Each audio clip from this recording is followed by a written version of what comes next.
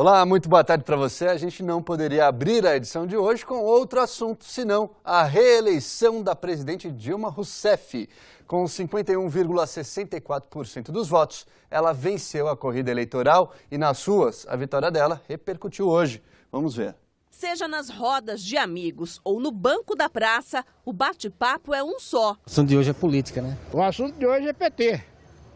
É Dilma. Na capa das publicações do dia, a reeleição. Eu fiquei muito satisfeito, porque a Dilma ganhou. Fiquei satisfeito porque a candidata que eu votei ganhou. Apesar do otimismo dos simpatizantes do partido, nem todos ficaram satisfeitos com a vitória de Dilma Rousseff. Para mim, deveria ser trocado. Não adianta nada, quem for eleito não vai mudar nada. Para este comerciante, o resultado não foi o esperado, mas não nega que a política alavancou as vendas de jornais regionais e nacionais. A vendagem do jornal ela é 300% maior que os dias comuns. Com o resultado apertado em todo o Brasil, o representante do Partido dos Trabalhadores de Sorocaba afirma que agora o PT precisa lidar melhor com a oposição. Nós estamos preparados para conversar, né, para dialogar, nós estamos preparados para até avançar em algumas propostas e estamos preparados também para se mobilizar se tem necessidade. A base do governo vai ser minoria no Senado, mas o presidente do partido não enxerga como algo negativo. Câmara de Vereadores, Assembleia Legislativa, Câmara de Deputados e Senado é feito para fiscalizar os atos do Executivo. Para o prefeito Antônio Carlos Panunzio, o governo precisa promover mudanças com urgência para não piorar o atual cenário da economia. O quadro que se apresenta é bastante preocupante. Eu espero que a presidente Dilma, que disse que vai trocar de ministro da Fazenda, embora isso não seja assunto para um ministro apenas, isso é assunto para um governo, né? Possa tomar algumas medidas para recolocar o Brasil no rumo do crescimento. Apesar da democracia, o vice-presidente do PSDB, partido de Aécio, acredita que do jeito que está, não pode ficar. É uma nova expectativa, né? Que a nossa presidenta reeleita cumpra as promessas que fez na campanha. Tá aí, bom, e ainda falando sobre essa eleição que entrou para a história como a mais disputada, a gente vai ao vivo com a Andréa Trevisan, que está em Sorocaba com o juiz eleitoral, né, Andréa? Muito boa tarde. Qual foi o balanço dessa eleição? Boa tarde, Nolan. Boa tarde a todos que nos assistem neste dia após a eleição mais disputada da história, como você falou. No geral, de acordo com o balanço da Justiça Eleitoral, ocorreu tudo bem, tudo em ordem. Quem vai passar os detalhes para a gente é o juiz José Elias Temer, que é juiz eleitoral de Araçoiaba da Serra e também Salto de Pirapora. Boa tarde. Qual é a avaliação desse segundo turno? Boa tarde. A Justiça Eleitoral certamente fez mais um trabalho de excelência. A Justiça Eleitoral brasileira ela se distingue no mundo todo pela eficiência, pela rapidez e pela segurança com que obtém o resultado das urnas. Em relação aos eleitores, algum problema? Não. Hoje a cultura da boca de urna já é do passado. As pessoas sabem que não podem incomodar o eleitor, pelo menos a grande maioria, então são poucos os incidentes registrados na nossa região. Como a Justiça Eleitoral avalia esse comportamento do eleitor que deixou de comparecer às urnas? No total, no Brasil, são quase 22% de abstenção. O que houve? É uma abstenção elevada, deve ser atribuída a diversos fatores. A pessoa em trânsito que não providenciou o voto em trânsito, ou que aproveitou para o seu lazer, enfim, muitos fatores que podem determinar essa abstenção. Entre eles, falta de confiança no político? A falta de credibilidade, eu não sei se concorre também para isso. Okay, obrigada pelas informações. Daqui a pouco a gente volta então com o juiz eleitoral falando sobre a justificativa, que é obrigatório para quem não compareceu às urnas. Agora você vai ver como foi a votação em Sorocaba neste domingo. O resultado foi comemorado por militantes e simpatizantes na sede do Sindicato dos Metalúrgicos, com música e rojões. Em pouco menos de uma hora, todas as urnas foram apuradas, mas o resultado só saiu depois das 8 horas, por determinação da Justiça Eleitoral. Apesar da diferença pequena entre os candidatos no país, em Sorocaba, Aécio Neves teve mais que o dobro de votos de Dilma Rousseff. 226 mil contra 112 mil da candidata do PT. Durante o dia, as sessões ficaram praticamente sem filas. Como só havia um candidato para escolher, bastou pouco tempo para ficar em dia com a democracia. Que é um compromisso da gente votar, né? Hoje acordei para votar e tentar mudar esse país, né? A mobilidade reduzida não foi problema para Décio Abreu. Vou votar enquanto pode, né? É um direito que o senhor não abre mão? Não. Os maiores de 70 anos vieram fazer o seu direito valer. É o caso do José dos Santos, de 83 anos. Enquanto tiver o título, eu vou votando. Puxão de orelha de última hora. Havia cartazes de Dilma na Avenida São Paulo e de Aécio Neves na Avenida Dom Aguirre, o que é proibido no dia da votação. Segundo o juiz eleitoral, as irregularidades serão apuradas. Nós vamos fotografar, apurar e mandar o material para o TRE e lá será apurado se vai ter uma infração e a aplicação de multa. E antes mesmo do fim da votação, o eleitor já tinha o que comemorar. Ruas limpas, nada de santinhos. Bem melhor, claro que aquele jeito é perigoso, hein, né? O Tribunal Regional Eleitoral de São Paulo sorteou 4 urnas eletrônicas que foram auditadas ontem. Entre elas, uma de Sorocaba, da Zona Eleitoral 356, na seção 92. Ela foi substituída por uma nova e levada para a Câmara Municipal de São Paulo, onde foi feita uma verificação se os votos digitados foram realmente computados. Tudo isso a fim de evitar possíveis fraudes.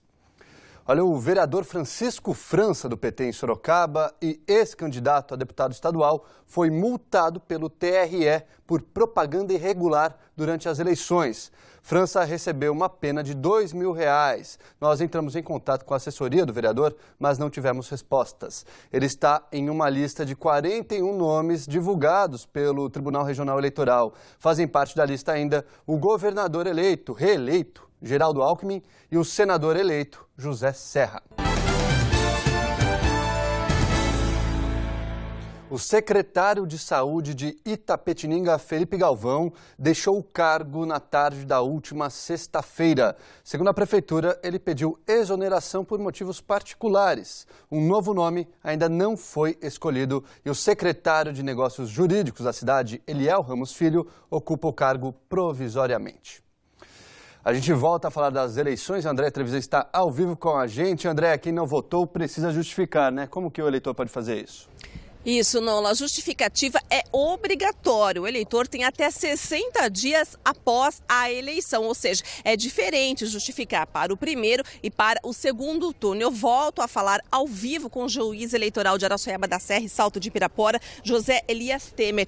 Como a gente pode fazer a justificativa? A justificativa nos 60 dias, lembrando que os 2 turnos de eleição são 2 turnos, são 2 eleições diferentes. É uma justificativa para cada eleição. A multa para quem não justificar é de R$ 3,51. E também a ressalva de quem estivesse no exterior quem estiver no exterior terá 30 dias para justificar a partir do momento em que voltar para o Brasil. Agora, o eleitor ele é bastante prejudicado se não justificar, ele deixa de ter direitos. Não tenha dúvida, não tira passaporte, não participa de concurso público, não toma dinheiro oficial emprestado, ele tem um grande prejuízo, sim. Muito obrigada pelas informações ao vivo. Então é preciso preencher um formulário disponíveis nos cartórios eleitorais e também nos sites. Um dos sites é o tse.jus.br. Você preenche o formulário e entrega pessoalmente num cartório eleitoral. Agora é preciso levar um documento justificando a sua ausência. Daí será analisado pelo juiz. Nola. Tá certo, André. Muito obrigado. Bom, agora a gente vai ver então uma reportagem que você mesma fez em Jundiaí sobre como foi o dia das eleições ontem. Vamos ver então. Seu Ariosto é um dos 430 mil eleitores com algum tipo de deficiência no país. Para facilitar a votação desse grupo, agora todas as urnas dispõem de áudio. Com fone de ouvido, os eleitores escutam o que é digitado na hora do voto. A tecnologia passou a fazer parte da vida de seu Ariosto, que não enxerga há 7 anos por conta de diabetes. A acessibilidade aí ajudou bem a gente, né? A gente se torna um pouco mais independente, né? Nesta escola infantil, no Jardim Lírio, em Jundiaí, os eleitores não enfrentaram filas. Foi só chegar, apresentar os documentos e votar. No máximo 10 segundos, foi bem tranquilo.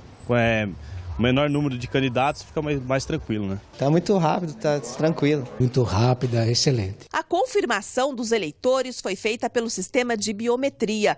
A cidade está entre os 15 municípios que utilizam o leitor de impressões digitais. Reconhecida a biometria, é só se dirigir à cabine. Talvez seja mais rápido. Se é seguro ou não, eu desconheço. É bem mais rápido e mais seguro, né? Em Jundiaí, são 275.894 eleitores distribuídos em 88 locais de votação.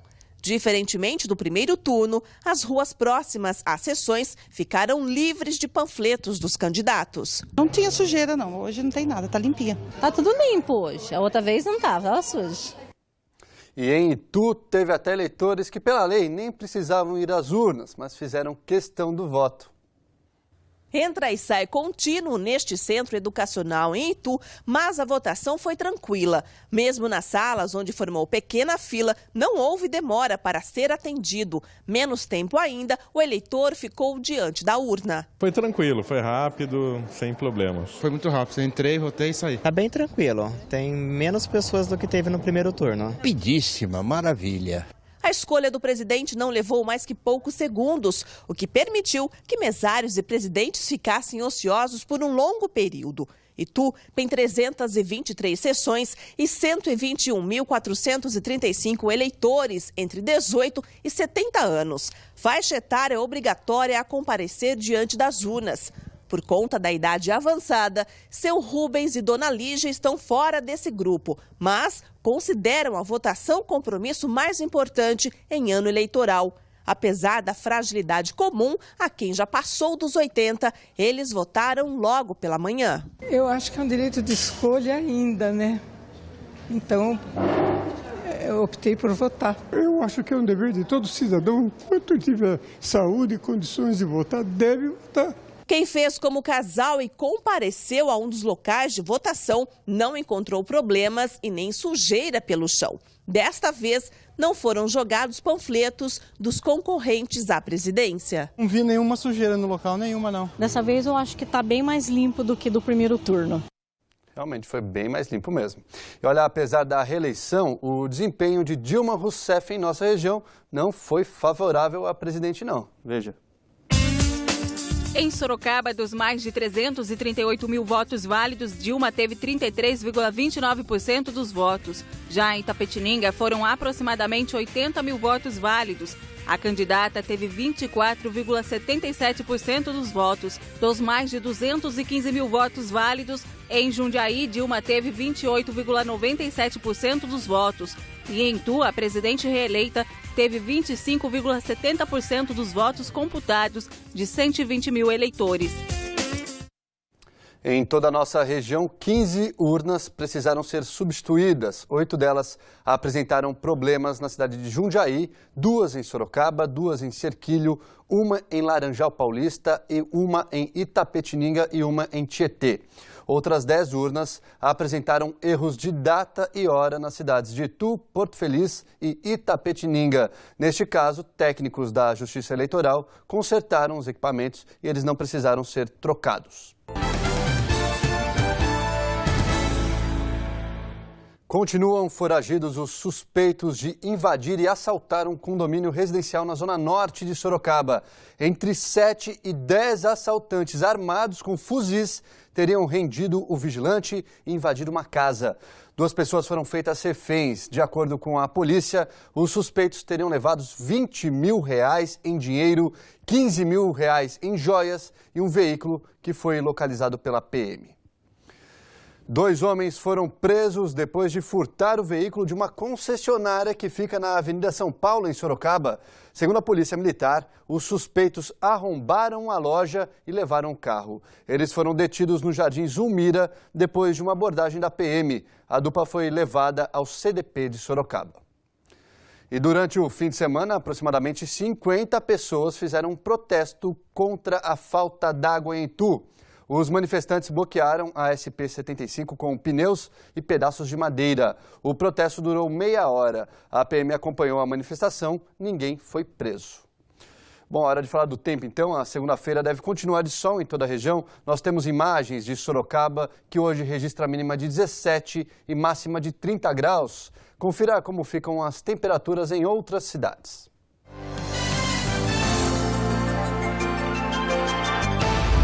Em Alumínio, as temperaturas variam entre 15 e 28 graus. Cesário Lange registra a mínima de 17 e máxima de 30. Mesma previsão para Jundiaí. Em Itapetininga, a máxima é de 29 graus. Um adolescente de 14 anos morreu atropelado no fim de semana na rodovia Antônio Romano Esquincariol, em Cerquilho. Segundo a polícia, ao descer do carro, o garoto foi atingido por outro veículo. O motorista que causou o atropelamento não prestou socorro e fugiu. A polícia investiga o crime. Em mais acidentes, 3 foram registrados em rodovias neste domingo em Itu. Um deles foi entre 2 carros na Marechal Rondon. Um adulto e uma criança de 11 anos ficaram gravemente feridos. O outro acidente aconteceu na rodovia José Nelson Esquincariol, no acesso da SP-79. Uma pessoa ficou ferida em estado grave. A terceira batida foi na Valdomiro Correia de Camargo. Neste, 3 pessoas ficaram feridas, entre elas uma adolescente. Segundo a Polícia Rodoviária, todas as vítimas foram socorridas ao Hospital São Camilo, em Itu. As causas dos acidentes não foram informadas, mas existe a suspeita de que a chuva possa ter prejudicado os motoristas. Um homem bateu o carro contra um poste no bairro Maria Eugênia, em Sorocaba. O poste ficou destruído e precisou ser trocado pela CPFL. De acordo com a empresa, o acidente causou a queda de energia em mais de 7.000 casas. Depois de 1 hora, a força voltou. O poste foi trocado e o motorista não ficou ferido, ainda bem. Aproximadamente 40 pessoas protestam em frente à CEI 27 na Vila Barão, em Sorocaba. Os manifestantes pedem a inauguração da escola, já que as crianças precisam ir até outro bairro para estudar. Eles alegam que a unidade escolar já está pronta e que reuniões foram feitas com a direção da CEI e com a prefeitura, mas por enquanto nada foi resolvido.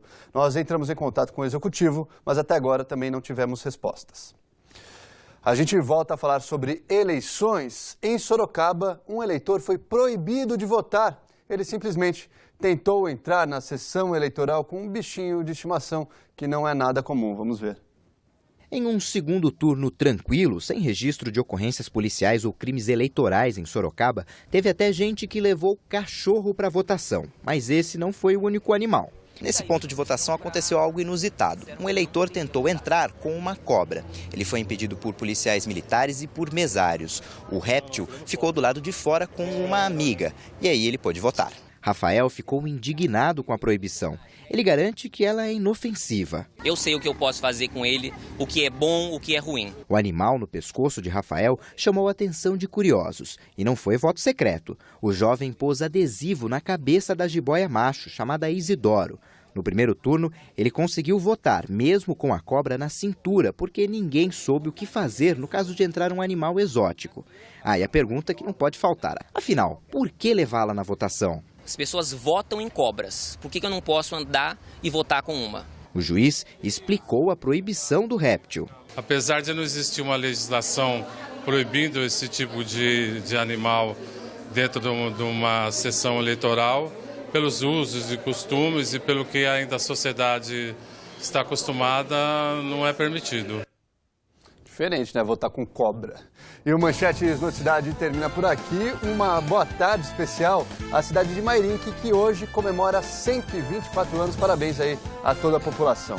Outras notícias no Noticidade às 7h20 com Simone Marqueto. Até amanhã. Tchau, tchau.